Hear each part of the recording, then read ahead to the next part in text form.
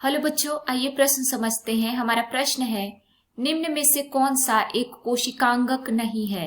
हमारा पहला विकल्प है माइटोकॉन्ड्रिया, दूसरा राइबोसोम, तीसरा गोल्जी बॉडीज तथा चौथा विकल्प है माइक्रोसोम। आइए समझते हैं। बच्चों, सबसे पहले हम अपने प्रश्न की मुख्य अवधारणा को समझेंगे। मुख्य अवधारणा हमारे प्रश्न में पूछा गया है कि दिए गए विकल्पों में से कौन सा एक कोशिकांगक नहीं है।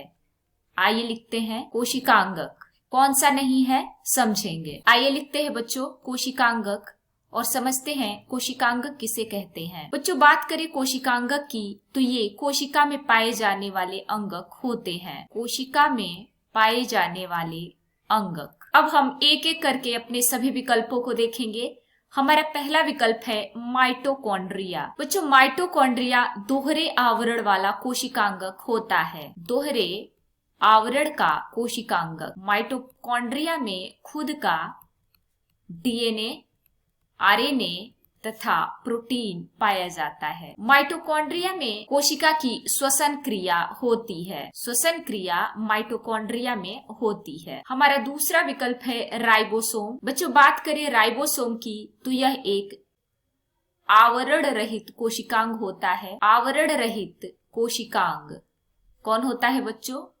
राइबोसोम होता है और इसमें प्रोटीन के निर्माण का कार्य होता है। तीसरा विकल्प है गोल्जी बॉडीज। गोल्जी बॉडी भी आवरण सहित कोशिकांगक होता है। गोल्जी बॉडी में आवरण पाया जाता है।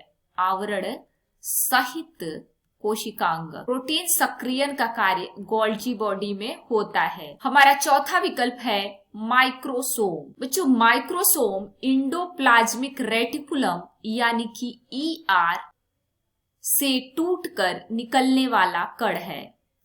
ईआर से टूटकर जो कण निकलता है उसे हम माइक्रोसोम कहते हैं। टूटकर निकलने वाला कण, और इससे कृत्रिम प्रोटीन बनाया जाता है। माइक्रोसोम से वैज्ञानिक कृत्रिम प्रोटीन बनाते हैं। कृत्रिम प्रोटीन। तो इस प्रकार हम कह सकते हैं कि यह जीवित कोशिका में नहीं पाया जाता, इसलिए माइक्रोसोम एक कोशिकांगक नहीं है। तो हम अपने विकल्पों की तरफ चलें तो माइटोकॉन्ड्रिया, राइबोसोम और गोल्जी बॉडी एक कोशिकांगक है, जबकि माइक्रोसोम एक कोशिकांगक नहीं है। इसलिए हमारा डी विकल्प सही हो जाएगा।